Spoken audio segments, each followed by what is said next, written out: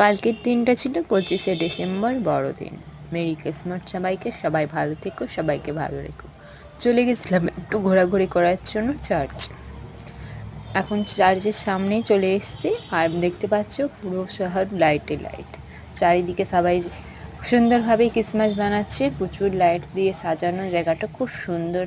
চার্চের ওখানটা সাজিয়েছিল, আর পুরো রাস্তায় তো লাইট ছিল। পুরো পাঁচমাথা মোড় থেকে কলেজ মোড় অব্দি পুরো লাইট দিয়ে সাজিয়েছিল ঝাড়গ্রামকে কালকে। চারিদিকে লাইট, কেকের দোকানগুলো বেশ ভিড় ছিল, সবাই খুশিয়া বানাচ্ছিল, চারিদিকে কেক টেক কিনছিল, পিকনিক যাচ্ছিল। আমরা গিয়েছিলাম চার্চেও প্রচণ্ড ভিড়, ঠেলাঠেলি করে ঢুকে দেখতে পাচ্ছ এখন যে সাজিয়েছে ওখানটা দেখিয়ে দিচ্ছি তোমাদেরকে, দেখতে পাচ্ছ দারুণ সুন্দর করে সাজিয়েছে, আর প্রচণ্ড ভিড়।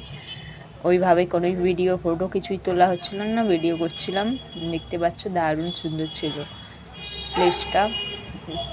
তারপরে ঠেলাঠেলি করে বাইরেটা দেখার পরে ওইখানে অনুষ্ঠানও চলছিল, ওইদিকে আর যায়নি বেশি।